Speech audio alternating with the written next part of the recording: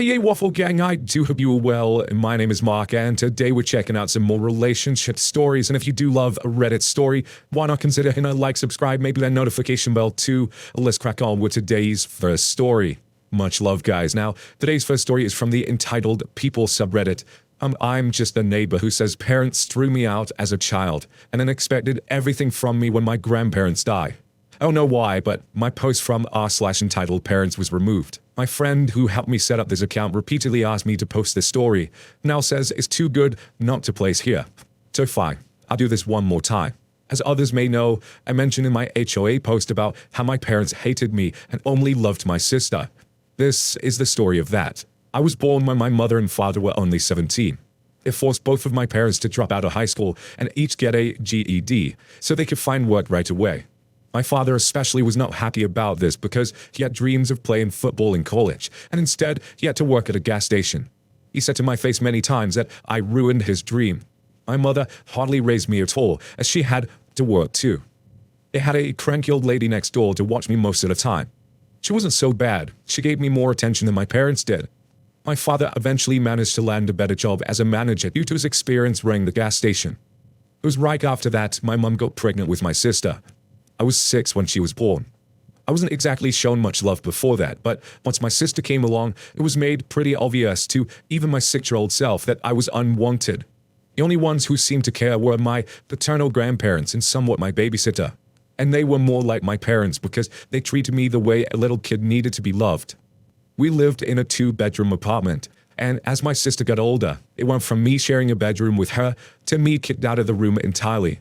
I slept on the couch for 2 years. I barely had anything to my name other than clothes, school supplies, and an old Game Boy. When I was 10, my parents decided they were going to move away. But this move did not include me. I ended up actually being fine with this, and my grandparents had agreed to take me in. My life was instantly better. I got my own room again, and my grandparents gifted me a brand new N64 in 1996. At Christmas, I got a Game Boy Pocket too. And there were a couple of other kids my age in the neighborhood I got to hang out with. We rode bikes, played video games, shot cans with pellet guns, built forts, and got dirty playing in the creek. You know, stuff a normal kid would enjoy. I was finally happy. As time went on, I grew up and eventually moved out, but later moved back in to help my grandparents' house as they were getting old and living off their retirement savings. So some rent money from me went a long way in paying the bills. My grandpa was the kind of person who wanted to build a bomb shelter during the Cold War, but never got around to it. He wanted to volunteer for the military in the 60s, but was turned down due to a medical condition and the fact his eyesight was not great. So he focused on saving whatever he thought he needed. He told me many times it was better to have something and not need it than need it and not have it. Our area suffered from numerous power outages in winter due to heavy winds and storms, so having gasoline and propane for heaters and generators was a must. All these saving habits became my own as time went on, because it was better to need this stuff rarely than to not have it at all.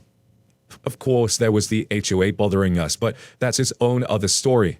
The problem is, about 5 years back, my grandma died suddenly, and my grandpa was heartbroken. He also went about a year and a half later. Pretty much everything they owned was willed to me. Their savings, their house, their vehicles, their stuff, everything. The old house was long paid off, and Grandpa knew how to keep up with its maintenance. In fact, after Grandma died, he kind of doubled down on renovating the place. He had the roof redone, the house was repainted by us inside and out. We fixed a lot of little things. Grandpa's neighbor George even came by to help redo the plumbing. Ironically, the HOA was rather happy with these changes because the house didn't look run down anymore. One morning I was fixing breakfast and my grandpa never came downstairs. You couldn't keep the man from his bacon, so I went to check on him and he wasn't moving. I called 911 and paramedics came, only to tell me he passed in his sleep. My parents made Grandpa's funeral a shit show. It didn't bother to shut for Grandma's. They were too busy. That Grandpa's funeral, they didn't seem to grieve at all. My sister also showed up wearing a brightly colored designer dress, which I wasn't happy about as it was church clothes only function. I noticed my parents repeatedly whispering to each other and glaring at me whenever I looked at them. Come to find out at the will reading that my parents knew they'd been disinherited long ago for their treatment of me, and they thought it was extremely unfair I got everything. They threatened to sue me to contest the will, and I got repeated calls and messages from my father and mother and sister telling me I needed to do the right thing and give my father what was supposed to be his. I told them all to flake off in far more unsavory words. My parents ended up taking me to court to challenge the will, but the judge ruled in my favor after seeing the will and hearing us both out. That wasn't a long drawn-out legal battle. The judge even looked at my parents with absolute disgust after seeing the will and hearing about their mistreatment of me in my childhood. He called my father a terrible parent and that my grandparents were right to disown him. My father just hung his head in silence, but he made sure to stop me outside the courtroom and tell me I was always the biggest mistake of his life, and that if he could go back in time, he'd make sure I never existed. He should have been a football star, and instead, he has to wear a name tag for a 9 to 5. I told him that mistake or not, Grandma and Grandpa could see what kind of nasty person he was. I didn't ask to be born, and the only real love I ever got was from my grandparents, and he was no father of mine anymore. I got a few more threatening and harassing phone calls, as well as some letters from my parents, all demanding money among other things. But over time, they just stopped because I completely stonewalled them. Never responded to the emails or letters, and I stayed silent during the phone calls. A few times, I just left the phone sitting on the counter with them ranting till they realized I wasn't listening. Aside from not getting the house or money, my parents seemed particularly irked. They could not even get a rise out of me. But I was prepared to go to war against them, and they knew it. So in the end, they just left me alone. And what I know, looking at Facebook in the past decade, my sister tried to get into modeling, got married, had 2 kids, got divorced, and is currently unhappily working a job she feels is beneath her. My mother currently works retail, and is also vocal about her disdain of it. Like my father, she peaked in high school. She was a cheerleader back then, and even had our old uniform framed on the wall. My father pretty much had the same job for 25 years. He must be good at it if he's still doing it. As for me, well, I'm in my late 30s now, and I live pretty much debt-free in a nice neighborhood. I haven't really had a girlfriend since high school. I've had little motivation to ever have another relationship. But loneliness gets to everyone, so maybe I'll try to find someone soon. Not many are in the financial position I'm in at my age. Single, paid off house, 2 vehicles, and a decent amount in the bank. I guess I could aim to be a stepfather.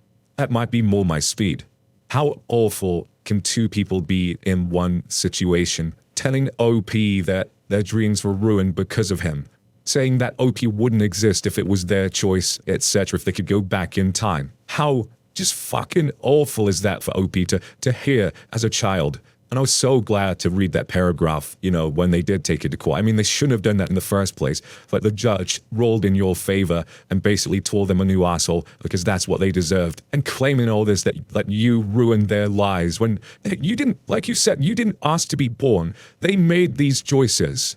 Absolutely disgusting of them. But now I'm going to turn this one to you guys. What do you guys make of this situation? Let me know your thoughts down in the comments below. And let's move on to another story. And our next story comes from the Am I the A-hole subreddit. From +1issue who says, am I the a-hole for opting out of my best friend's wedding because they didn't invite my girlfriend? My 28 male childhood best friend Brad, 28 male, is getting married in late May to Vicky, 26 female. A week ago on Easter, I received his wedding invite, which only listed my name but not my girlfriend, Mary, 28 female. For context, Brad, Mary, and I have known each other since high school. We're in the same friend group. Mary and I live around 2 hours away from Brad and Vicky. Because Mary is a nurse, she doesn't always have time to visit Brad and Vicky with me, so I go alone most of the time. But when she's able, she'll join me. Mary has met Vicky and seen her around 10 times in the past 4 years that Vicky is with Brad. Mary and I have been together for 6 years total, and we do plan on getting engaged and married once we are more financially settled. So I asked Brad if Mary is invited, and they just forgot to mention her name, to which she replied that Vicky is very strict about some rules, and in order to cut down costs, she's enforcing a no ring, no bring rule for the wedding. So since Mary is just a girlfriend and doesn't have a ring to imply some formality, then she's not invited. I reminded Brad that Mary and I have been together longer than he's with Vicky, and that Mary is also his friend, not just my partner. He says he knows, and he's tried to talk Vicky out of it, but she's very strict with that. I let it go, and I was in a dilemma about whether I should go to the wedding or not because of that. Mary told me she's not happy about the situation, but I should go to avoid more drama. So I called them to tell them I'll attend. Vicky picked up the phone and said she's sorry about making me uncomfortable by not inviting Mary, but these are the rules. I said I respect the rule, but I'm not necessarily happy about it though. She then for some reason started being harsh about how Mary and I are not in a serious enough relationship, if after knowing each other for so long and being together for 6 years, we're not engaged yet, and joked that, after all, you never know what tomorrow brings, and I could break up with Mary any time, since we haven't shown any signs of true commitment. I confronted her and told her that it's not a place to validate Mary and I's relationship, that it's really love her to use her dumb role, just to shame and micromanage long-term couples who for whatever reason haven't gotten married yet. I said I'll pass after all, and not attend the wedding. She and Brad said I'm disrespecting them and their choices by choosing Mary over their wedding day, and I said I don't care. Keep your roles and I keep my relationship because it's more important than any exclusive roles that only exist in order to shame people. I've been receiving a lot of backlash from other friends for that choice, who said I'm an asshole for being so bitter about something so small. But to me, it's not small. It invalidated Mary and our relationship. Now, I've never experienced it in real life, but I've heard it a couple of times within these stories about this no ring, no ring rule. I find it absolutely insane. Some people are together for life but choose never to get married. This marriage is just not for them. And I think putting a rule like that on your wedding is just alienating your loved ones around you, your friends and your family who are not engaged yet or choosing not to get married. Surely this should be about, bringing the people that you love the most around you and celebrating your day, not having exclusive rules on who can attend like some fucking VIP list. Maybe I'm missing something there, but Poe Adams says, not the a-hole, what a stupid rule. And stupid in this instance for many specific reasons. First of all, Mary and Brad were in the same high school friend group, so it could easily be argued that she could be invited purely based on being his friend and totally independent of her relationship with you. Second, using marriage as a barometer of commitment is inane. To abide prize logic, if cousin Chad gets drunk in Vegas and marries the girl he's been dating for 2 weeks, she'd get an invite while your girlfriend of 6 years would not. That's so dumb. To top all this off, you were initially willing to let it go, just come anyhow, but then the bride had to double down and insult your relationship to your face. It just sucks. Room needs to step off and be a good friend and tell bride she's being ridiculous. Like your reply saying, but really tried to look past so much stuff and go to the wedding just to honor my friend. I was willing to let go of the fact that Brad didn't even invite Mary, not as my girlfriend, but as his friend. They're friends for God's sake. The fact that she's in a relationship with me now doesn't change the fact that we are friends. Just like Vicky wanted to rub it in my face about the no ring, no bring thing, and how insignificant my relationship with Mary is to her. The Darker Helmet replies to that and says, I bet $100 that Vicky just doesn't like Mary, and that's the real underlying issue here. But someone comes up with a BS rationale like this, it is usually hiding a darker reason. Professional Bus replies to that and says, is often also to show power and dominance. Weddings are a fantastic time to see what people are made of. There are a few red flags that typically pop up. Mini tyrants who override all decisions made by their spouse and don't consider their mate at all. Responsibility shirkers who try to get out of doing any work. Reloaders who try to get free stuff for minimal effort, whether it's backstabbers trying to use the occasion to get even for stuff they don't address in real life, typically from families and bridal parties. All sweetnesses and people who never intend to stay true to their wedding vows. Attention hogs who try to make the process and party all about themselves, etc., etc., etc. I think that comment just covered most of the Reddit stories. Username says, not the a-hole. No ring, no bring is really stupid and outdated. Usually comes from A, religion, or B, a feeling of superiority. Usually rooted in self-consciousness that your relationship must be better because of a title. Weddings are about celebrating love. A piece of metal or a piece of paper are not necessary for that. And honestly, how Brad deals with this would tell a lot. Because he just wants to placate his fiancée. And this won't be the first or last time. Because he just wants to placate his fiancée. And this won't be the first or last time he doesn't stand up for himself in his relationship. He needs to realize there are consequences to his inaction. She's going to try and force some norms on kids if they have them, because she's worried about her image. And one more comment from Catacombs3 who says, not the a-hole and quotes, but to me it's not small. They invalidated Mary and our relationship. And goes on to say, excluding Mary from the wedding was mean, but forgivable. But once Vicky made it clear she disrespects you and your commitment to your long-term relationship, there is no way back. She thinks you are lower than her, or feels quite comfortable making that judgment out loud to your face. How can you be friends with someone who has told you that you are less worthy of respect and politeness than them? It will always see you and Mary as her inferiors. Brad is willing to let her treat you that way. You might not like it, but it isn't going to defend you. When someone has made it clear they do not see you as their equal, there can be no friendship. That is a status divide worse than master/servant or teacher/pupil. Vicky probably thinks you're being very gracious by allowing you a seat at the grown-ups table instead of sending you out the back to meet with the kids. Why would you want to support a marriage between two people who do not value you or treat you with dignity? This is not a minor issue. This is a serious misalignment of values. But now I'm going to turn this one to you guys. What do you guys make of this situation? Let me know your thoughts down in the comments below, and let's crack on with another story. And our next story comes from Bryleg9006 and says, am I the a-hole for not telling my girlfriend that my parents are gay? I'm 25 male. I have two parents. My birth dad John, who's 48 male, my other dad Dwayne, who's 45 male. I call my birth dad John Dad, and I call my other dad Dwayne Pops. My birth dad John was married to my mom for a few years, and she left my dad, and yeah, ended up divorcing, and now she's somewhere in California. I don't know where or what she's doing. Haven't talked to her in ages. The dad and Pops I'm super close with. They are the best parents any child could ask for. I love both of them, and they've always been with me. My dad introduced me to Pops when I was a little boy, and have told me they were in a relationship. I was all for it because I had saw my dad become lonely/sad when he was single. But seeing the fact that my dad loves someone and has a life partner made me super happy. Pops and Dad got married, and we've been living an amazing life. I'm probably more close to Pops than my own dad, due to the fact that Pops is really cool and he's laid back. I love both of them equally, and they love me as well, and I'm blessed to have them as parents. For a few months, I've been dating this girl, Bella, who's my age. I feel she's pretty cute, and I liked her. So we kicked it, and recently she told me, my parents want to meet your parents, want to come over for dinner. I said, sure, I'll tell my family. Till yesterday, Friday night, Bella comes in. Pops greets her and says, come on in, sweetheart, dinner is ready. She says, you must be Opie's dad. It's so good to meet you. And she shakes his hand, and she sees Dad come out of the kitchen. He's holding the mac and cheese tray with the mittens and is putting on the table. Then Bella says, who's he? I said, oh, that's my dad. She said, I thought he's your dad. She's referring to Pops. I said, yeah, that's my Pops, and that's my dad. She pulls me to the side and says, I didn't know your parents are gay.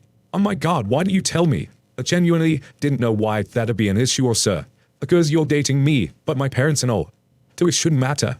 But I guess it's a concern for her. Her parents come at the door after they park the car, and Bella tells her parents, let's leave, and they left.